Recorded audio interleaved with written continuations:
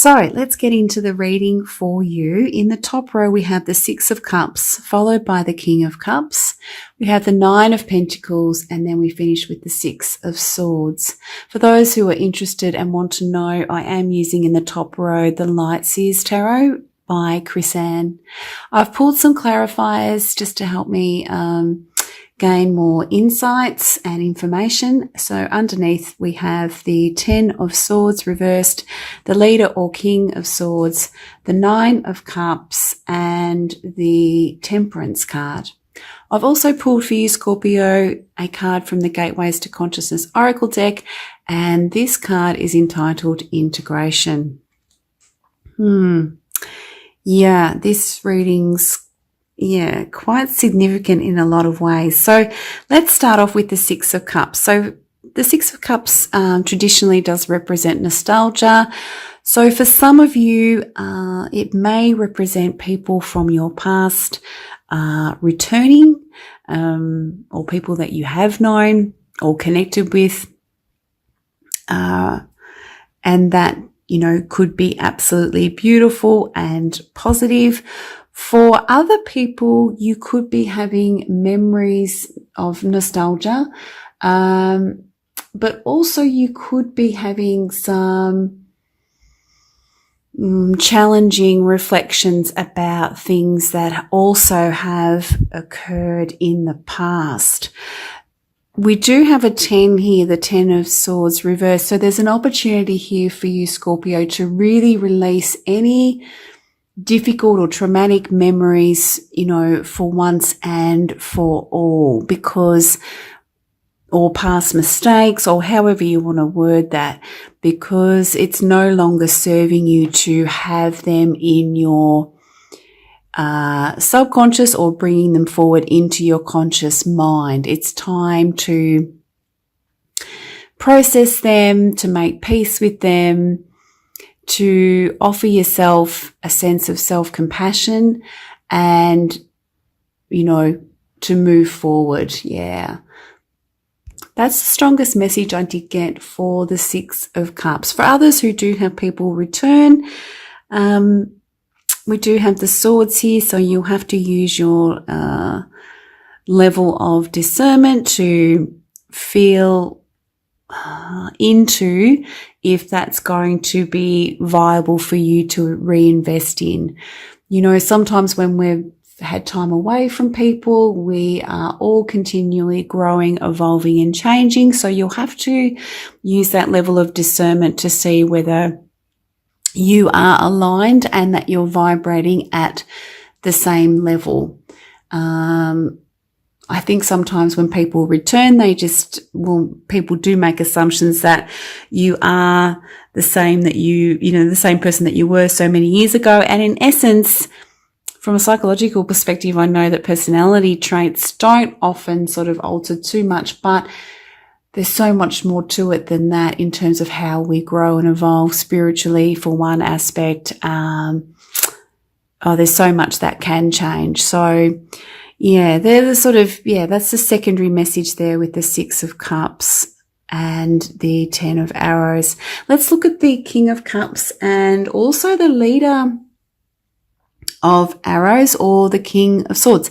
So this is a bit of head heart stuff. So you may have to embrace, you know, connecting to the heart space, but also, as I said, using that level of discernment, but also processing those difficult memories or forgiving yourself. You may want to actually enact on that level of self-compassion. That's going to be really, really important, because the King of Cups is someone who is very compassionate, but also self-compassionate as well. So embracing that element and being kind to yourself is really, really important. And as well as seeing things objectively or reasonably, that could be really, really useful as well. These could also signify individuals that may enter your world, embracing the qualities of the King of Cups. They are someone who can be seen as completely sort of selfless, caring, nurturing, very emotionally in line with oneself. and emotionally aware. And this can also represent you, Scorpio, as a result of reflecting on the past and processing, or even reconnecting with people from the past. You gain a really strong and clear sense of who you are at an emotional level, and also what it is that you need emotionally, either from relationships or also how you emotionally give to yourself. The leader, or the King of Swords, is someone who is very discerning, very astute. Again, that could be useful for this process here.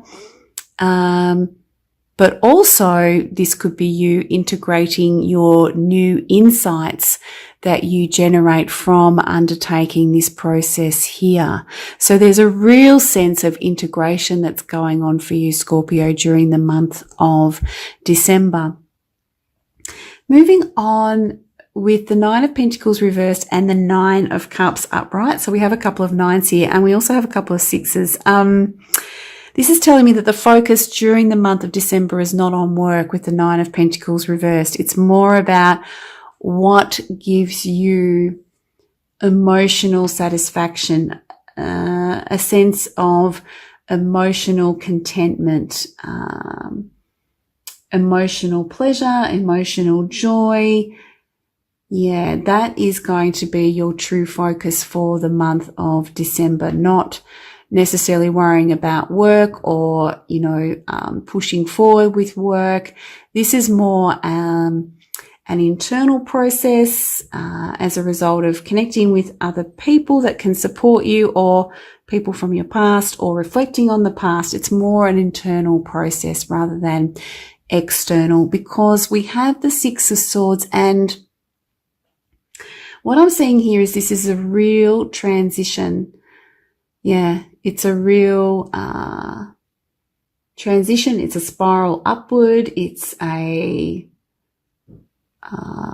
upgrade. It's a real transition. And yes, it's mirroring the Six of Cups here. So there may have been some difficulties in reflecting on the past, or maybe some people coming back may pose some difficulties, but that is all for your integration and your own evolution and your development, and also to gain, because they're both sixes, a sense of real balance, emotionally and psychologically and spiritually as well. Because I say spiritually because you are with, and this is about balance, but this is also a message from the universe that you are being divinely guided with this process. It's unfolding as it should, and it's presenting itself in the divine timing, or at the divine time, so to speak, which I think is really, really relevant. And again, we have the water. So this is all about, there's a lot of water energy. You are a water sign, Scorpio, and I just really feel that the month of December is really significant to process and work through any emotions or any memories that you are struggling with, or, as I said, practicing that level of discernment to work through people that may reappear and how they fit for you, or whether they emotionally give to you, you knew them. It's all about balance and being reciprocal. Oh, it's Mercury retrograde. My words are, I'm stumbling a bit with these readings this time round. Let's have a look now, Scorpio, at the integration card. It says here, Scorpio, this is a moment of deep release into freedom for you. Yeah, so this transition relates to a sense of freedom. The challenges that you may face are blessings in disguise. They serve as a deep reversal of the aspects of yourself that are no longer necessary for you to use in the limitation of your true potential.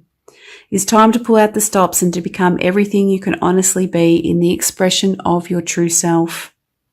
Though this may be a trying time for you, do not lose sight of what is of greatest importance here. The outcomes can only be of value if you remember your divinity and your genuine desire to be free, happy, and satisfied with your experience of life. So it says here, you may be experiencing shifts within your body as this process gets physically encoded into the essence of your being. And you may experience some fears and worries. Trust in your higher knowing of the divine being that you really are, and do not be afraid to allow it to be seen by all you meet. You have every right, as it is your time, to embrace everything that is coming your way.